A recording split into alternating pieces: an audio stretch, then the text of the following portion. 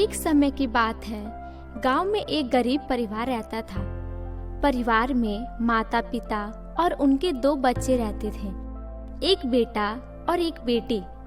गरीबी के बावजूद इस परिवार में एक खास बात थी। वह लोग हमेशा खुश रहते थे और एक दूसरे के साथ मिलजुल कर जीते थे। बच्चों का नाम राजा और सीता था। राजा बड़ा होकर एक अच्छा व्यापारी बनना चाहता था, जबकि सीता एक शिक्षिका बनना चाहती थी। गरीबी के कारण उन्हें अच्छी शिक्षा प्राप्त नहीं हो पा रही थी, लेकिन उन्होंने हमेशा से मेहनत और समर्पण के साथ पढ़ाई की। एक दिन गांव में एक साहूकार आया। एक गांव में 2 मामा और उनका परिवार रहा करता था। सब कुछ अच्छा चल रहा था, पर 2 सड़क हादसे में मेरे बड़े मामा की मृत्यु हो गई। इसके कुछ समय पश्चात मेरी बड़ी मामी की मृत्यु भी हो गई। इसके बाद मेरे छोटे मामा और उनका परिवार गांव का घर खाली करके शहर आ गए। पर कुछ महीने बाद मेरे छोटे मामा को गांव के घर जाना पड़ा, उसकी मरम्मत करवाने के लिए। उन्होंने गांव में मरम्मत का काम शुरू कर दिया। 2 दिन में मरम्मत का काम खत्म करके छोटे मामा रात के करीब 10 बजे छत पर खड़े थे। उन्होंने देखा कि नीचे मेरी बड़ी मामी खुले बालों में आंगन में टहल रही है। ये नजारा देखकर मेरे मामा की आंख फटी की फटी रह गई। वो तुरंत नीचे की ओर भागे। जैसे ही वो सीढ़ियों के पास पहुंचे, उन्होंने देखा कि मेरी बड़ी मामी नीचे से 4थी सीढ़ी पर बैठी थी और पीछे गर्दन करके उन्हें घूर रही हैं। ये देखकर मेरे मामा बुरी तरह डर गए और अपना होश खो बैठे। इसके बाद उन्हें सुबह जब होश आया तो वो पड़ोसी के घर चले गए। उन्होंने पड़ोसियों को पूरा नज़ारा सुनाया। इसके बाद मेरे मामा की तबीयत पूरी तरह खराब हो गई। वो जल्द से जल्द शहर आ गए, पर उस रात को कभी नहीं भूल पाए। तो हेलो दोस्तों, हमारी कहानी यहीं पे खत्म होती है।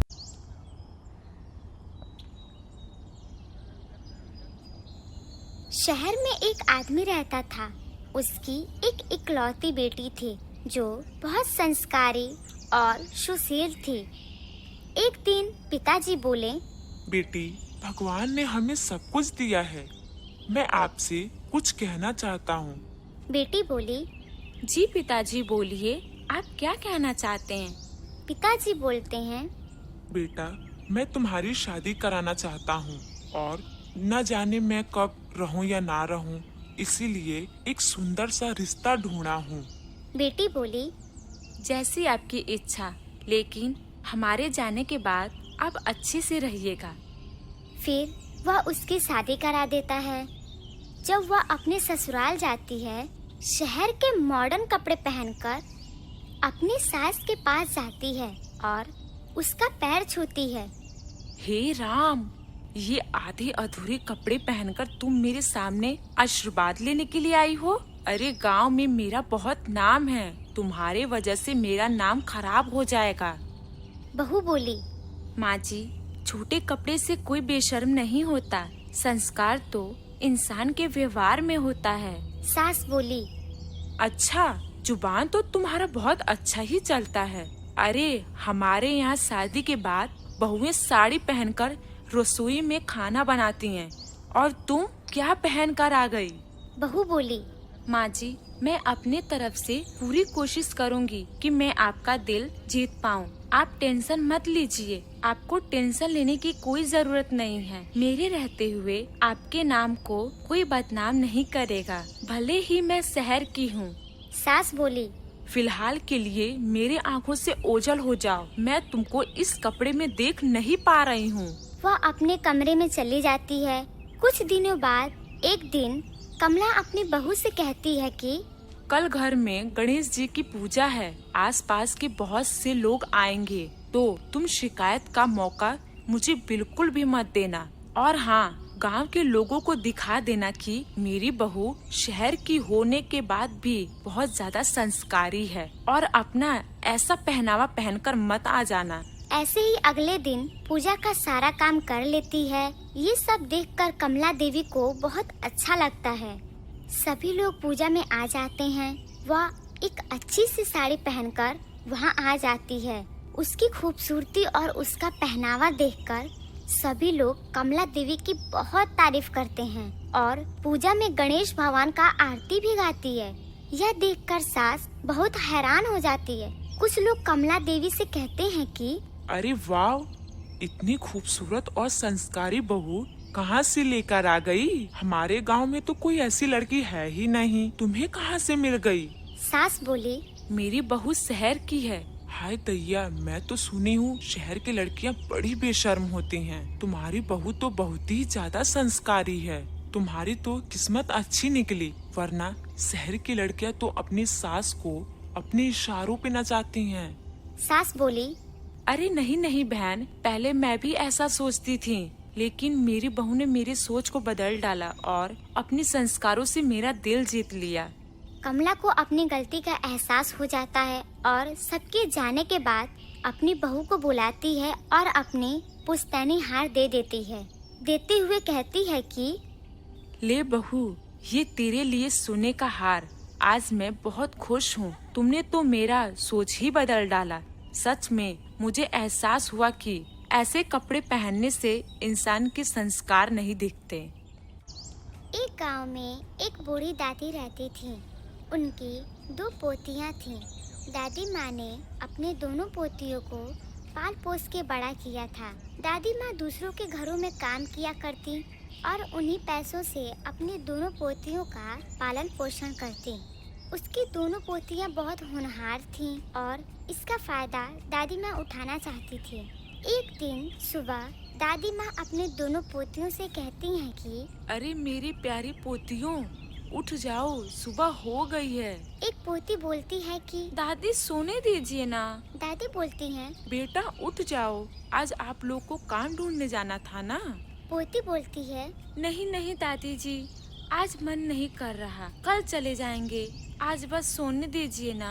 दादी यह सुनकर अपने दोनों पोतियों को डांटे बगैर वहाँ से अपने कमरे में चली जाती हैं। कुछ समय बाद दादी आवाज देते हुए अपनी पोतियों से कहती हैं कि बच्चों, मैंने खाना बना दिया है और तुम दोनों उठ जाओगे तो समय से खाना खा लेना। पोती बोलती हैं, ठीक है दादी। दादी माँ अपने मालकिन के घर चली जाती हैं और अपने मालकिन से बात करती हैं। मालकिन बोलती हैं कि अरे आज तुम इतना लेट कैसे हो गई? दादी माँ बोलती हैं, अरे मालकिन जी, आप तो जानती ही हैं कि मेरी 2 प्यारी पोतियां हैं। उनको उठाने में देर हो जाती है। उनके खाने पीने का ध्यान मुझे ही रखना पड़ता है। आज तो वो बिल्कुल भी नहीं उठ रही थीं, इसीलिए मुझे आज आने में देर हो गई। मालकिन बोली, दादी माँ, आप मुझसे बड़ी हैं, इसीलिए आप मुझे मालकिन मत कहा करिए। मैंने आपसे यह कितनी बार कहा है। दादी बोलती हैं कि अब शुरू से यही बोलती आई हूँ, इसलिए अब आपका नाम नहीं लिया जाता है। मालकिन बोली, अच्छा अब मैं चलती हूँ, मुझे बहुत देर हो रही है। आप अपना और मेरे घर का ख्याल रखना। इतना कहकर मालकिन वहाँ से चली जाती है। और दादी माँ घर की सफाई करने लगती हैं। तभी उसे अपने मालकिन का लिपस्टिक दिखाई देता है। वह उसे उठाकर बोलती है कि अरे वाह, यह लिपस्टिक तो कितना सुंदर है। क्यों ना मैं इसे चुरा लूं और अपनी पोतियों को दे दूं। आखिर में वो भी तो लड़कियां हैं, उनका भी मन करता होगा सजने संवरने का। मैं ऐसा करती हूँ कि इसको छुपा लेती हूँ। और वह लिपस्टिक को छुपा लेती है और रसोई घर में चली जाती है। वहाँ कुछ समय खड़े होने के बाद सोचते हुए बोलती है कि नहीं नहीं, मेरी मालकिन को मुझ पे बहुत विश्वास है। उनके इस विश्वास को तोड़ना नहीं चाहती। इतना सोचकर दादी माँ वहाँ से फिर अपने मालकिन के कमरे में चली जाती हैं। उस लिपस्टिक को उसे वहीं पर रख देती हैं। देखते हुए कहती हैं कि जब मालकिन आएंगी तो मैं उनसे मांग लूंगी। और वहाँ से चली जाती है। जब शाम होती है तो मालकिन अपनी एक दोस्त के साथ घर आती हैं। वह दोनों बैठकर बातें करती रहती हैं। तभी वहाँ दादी माँ आ जाती हैं। अपने मालकिन से कहती हैं कि मालकिन, मुझे आपसे एक चीज चाहिए। मालकिन बोलती हैं, हाँ हाँ कहो। दादी माँ बोलती हैं, मालकिन, मुझे आपकी वह लिपस्टिक बहुत अच्छी लगी। अगर आप मुझे मेरी पोतियों के लिए वो लिपस्टिक दे देती तो मुझे बहुत मेहरबानी रहती। मालकिन बोली। अरे कोई बात नहीं, आपको जो चाहिए वो ले लीजिए। तभी वह अपने मालकिन का लिपस्टिक उठा लेती है और वहाँ से चली जाती है। जिसके बाद मालकिन की दोस्त बोलती है, यार ये कैसी नौकरानी पाल कर रखी है तू, एक नंबर की लालची है। मालकिन बोली, अरे नहीं नहीं, ये बहुत अच्छी हैं। ये तो मेरे पास 10 सालों से काम कर रही हैं और इनकी नियत मेरे घर को लेकर कभी भी खराब नहीं हुई है। सहेली बोली, अरे वाह, तब तो ये बड़ी ईमानदार हैं। तो फिर ये बूढ़े होने के बाद भी काम क्यों कर रही हैं? मालकिन बोली, क्या बताऊं यार, इनके बेटे और बहू को गुजरे काफी समय हो गए हैं और तभी से ये अपने 2 पोतियों का पालन पोषण कर रही हैं। इनकी पोतियां कितनी बड़ी हैं? दोनों बड़ी हैं। क्यों ना इनकी पोतियों को हम अपने ऑफिस में काम दिलवा दें? Well idea. इस तरह दोनों बात करके सो जाती हैं। तो दूसरी तरफ दादी जब अपने घर पहुंचती हैं, तो वह अपने पोतियों से कहती हैं कि बेटा ये देखो, मैंने तुम्हारे लिए क्या ले आया। दोनों देखकर सो जाती हैं। कुछ दिनों के बाद दादी बहुत बीमार पड़ जाती हैं और बोलती हैं कि बच्चों, अब मैं बीमार हो गई हूँ। तुम दोनों बाहर क्यों नहीं जाती काम करने के लिए? अगर तुम लोग बाहर जाती तो मेरा थोड़ा मदद हो जाता। बड़ी पोती बोलती है, दादी हमें नौकरी कौन देगा, और अभी तो हमारी पूरी पढ़ाई भी नहीं हुई है। दूसरी पोती बोलती है, अरे दादी, आप सही बोल रही हैं। दीदी, हमें दादी की ऐसी अवस्था में उनकी मदद करनी चाहिए। यह सुनकर उसकी बड़ी बहन बोलती है, हाँ दादी जी, अब हम दोनों बाहर जाकर एक अच्छी सी नौकरी ढूंढेंगे और मन लगाकर काम करेंगे। तभी उसकी मालकिन अपनी सहेली के साथ वहाँ आ जाती है। बोलती है, आप लोगों की बातें सुनकर हमने अपने कंपनी में इन लोग को काम देने का फैसला किया है। यह सोचकर दादी माँ बहुत खुश हो जाती हैं।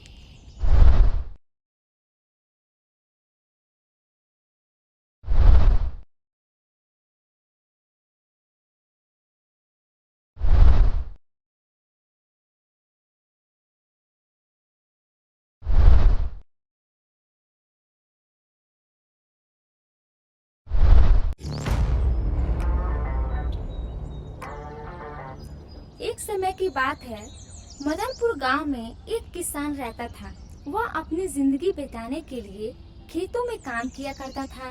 वो प्रतिदिन के जैसे ही अपने खेतों में काम कर रहा था, उसे खेत में काम करते करते एक घायल मुर्गी मिली। उसके शरीर से खून निकल रहा था। उसे देखकर किसान को दया आ गई। वह मुर्गी को घर ले आया। उसने उसके जख्म को साफ किया और अच्छे तरीके से सेवा की। निरंतर सेवा करने से मुर्गी धीरे धीरे ठीक होने लगी। जब वह ठीक हो गई तो उसने किसान को धन्यवाद दिया और कहा, तुमने मेरे प्राणों को बचाया है, जिसके लिए मैं सदा तुम्हारे आभारी रहूंगी। मैं तुम्हें हर दिन इनाम के रूप में एक सोने का अंडा दूंगी। यह सुनकर किसान खुश हो गया। मुर्गी के कहे अनुसार वे प्रतिदिन प्रातः काल में एक सोने का अंडा दिया करती। किसान उसे बेचकर धन इकट्ठा करता। वे प्रतिदिन मुर्गी के अंडे को ले जाकर पास के शहर में बेच आता। धीरे धीरे किसान के पास बहुत धन ज्यादा इकट्ठा हो गया। फिर एक दिन किसान के मन में लालच आ गया। उसने सोचा, मुझे प्रतिदिन अंडे के लिए इंतजार करना पड़ता है। क्यों ना मैं मुर्गी को पेट को काट कर सभी अंडे निकाल लूं और मुर्गी को रोज रोज खाना भी नहीं देना होगा। दूसरे दिन ही किसान वह सुबह ही उठकर लालच में आकर मुर्गी के पेट पर वार कर दिया। देखते देखते किसान ने चाकू से मुर्गी के पेट को चीर डाला। मुर्गी मर गई, लेकिन मुर्गी के पेट से कुछ भी नहीं निकला। यह देखकर किसान हक्का बक्का रह गया। उसे अपने किए पर बहुत दुख हुआ। दोस्तों, हमें इस कहानी से ये सीख मिलती है कि हमें लालच नहीं करना चाहिए। लालच में आकर हम जो करते हैं उससे लाभ नहीं होता, पर हानि जरूर होता है।